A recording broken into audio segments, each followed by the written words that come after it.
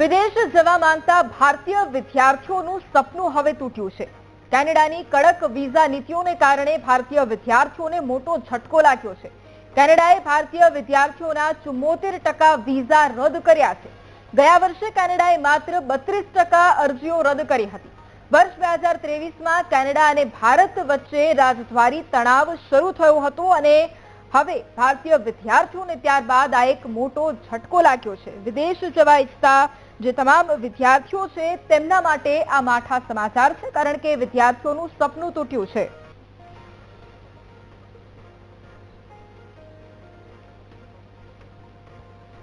અને આ જ મુદ્દે ઇમિગ્રેશન એક્સપર્ટ પંકજભાઈ પટેલ આપણી સાથે જોડાયા છે। સર, સૌથી પહેલા તો ખૂબ સ્વાગત છે આપનું વીટીવી ન્યૂઝમાં। જે પ્રમાણે અત્યારની વિગતો સામે આવી છે કે જ્યાં જે પણ વિદ્યાર્થીઓ કેનેડા જવાનું સ્વપ્ન સેવીને બેઠા હતા તેમના માટે એક મોટો ઝટકો છે। આની પાછળનું એક સૌથી મુખ્ય કારણ શું છે? સૌથી પહેલા મુખ્ય કારણ એ છે કે આપણે જો બેકમાં જઈએ તો 2022 થી લઈને કોવિડ પછી જે છે ઇમિગ્રેશન પોલિસીઝ જે છે, કોવિડ પછી એ લોકો ઇમિગ્રેશન સિસ્ટમમાં એવું કર્યું કે જે સપોઝ 1 લાખ સ્ટુડન્ટ્સની કેપેસિટી હોય એની જગ્યાએ કેનેડિયન ઇમિગ્રેશને 3-4 લાખ સ્ટુડન્ટ્સને એ લોકોએ સ્ટુડન્ટ વિઝા આપી દીધા। અને ત્યારબાદ જે છે એ તમે જોયું હશે તો 2024-25માં હાઉસિંગ પ્રોબ્લેમ જે છે, ટેનન્સી પ્રોબ્લેમ છે, પછી જે છે એમ્પ્લોયમેન્ટ પ્રોબ્લેમ છે, એ બધા કેટલા બધા હદે વધી ગયા। ઇમિગ્રેશનને ક્યાંક ને ક્યાંક તો કંટ્રોલ કરવાનું જ હતું। તો આ જે છે એ સિસ્ટમનો એક ભાગ છે। અને બીજું, જે સ્ટુડન્ટનું હવે પરમનન્ટ રેસિડન્સ નથી થતું, કારણ કે આટલા બધા સ્ટુડન્ટ્સને લોકો પરમનન્ટ રેસિડન્સ નથી આપી શકતા, એટલે ત્યાં જે સ્ટુડન્ટ્સ છે એ બધા જે છે આ રીતે ઇલીગલી કહી શકાય કે એ લોકો જે છે એ ફાઇલો કરે છે કે ભાઈ અમારે સ્પેસિફિક અમારા કન્ટ્રીમાં પ્રોબ્લેમ છે, આ બધો ઇસ્યુઝ છે। તો એના લીધે જે છે એપ્લિકેશનો જે છે તે થઈ રહી છે અને એ એપ્લિકેશનોના રિજેક્શન કરવા માટે હવે આ લોકોએ સિસ્ટમ જે છે આ રિસ્ટ્રિક્શન મૂકેલું છે।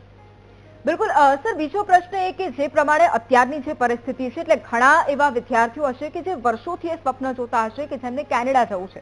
આ જે તણાવ છે, આ જે પરિસ્થિતિ છે એ કેટલા સમય સુધી રહી શકે છે અને આગળ એમાં કોઈ રાહત મળવાની શક્યતા? યુએસ અને કેનેડાની જો ચર્ચા કરીએ તો આવનારા 3 થી 4 વર્ષ મિનિમમ આ પ્રોબ્લેમ રહેવાનો, બીકોઝ ઓફ ટ્રમ્પ પોલિસી। ટ્રમ્પની પોલિસી જે છે સિમિલરલી કેનેડાની ઇમિગ્રેશનની પર સેમ ટ્રુડો વખતેની પોલિસી જે છે રિપીટ થઈ રહી છે। એટલે આવનારા 3 થી 4 વર્ષ સુધીમાં જે પણ સ્ટુડન્ટ્સ જશે એમને આ પ્રોબ્લેમ ફેસ કરવો પડશે। બિલકુલ, જેટલા પણ સ્ટુડન્ટ કે જેઓ વિચારતા હોય કે બહાર જવાનું સ્વપ્ન સેવીને બેઠા હોય એમના માટે એક મોટો ઝટકો છે। એમના માટે કોઈ પ્લાન બી તૈયાર રહેવો જોઈએ, એ માટે શું કહેશો?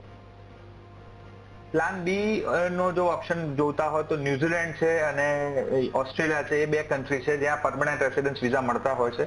ટોટલ વર્લ્ડની અંદર જે પરમનન્ટ રેસિડન્સ વિઝા મળતા હોય છે એમાં કેનેડા, ઓસ્ટ્રેલિયા, યુકે અને ન્યુઝીલેન્ડ 4 કન્ટ્રી છે જે એજ્યુકેશન કમ્પ્લીટ કર્યા પછી પરમનન્ટ રેસિડન્સનો ઓપ્શન આપતા હોય છે। તો એનું ધ્યાનમાં રાખીને જો યુએસ અને કેનેડાને આપણે રિમૂવ કરીએ છીએ તો આપણી પાસે જે છે બેસ્ટ ઓપ્શન છે ન્યુઝીલેન્ડ, ઓસ્ટ્રેલિયા અને યુકે। આ 3 ઓપ્શન્સ માટે પ્લાન બી રાખવો જોઈએ।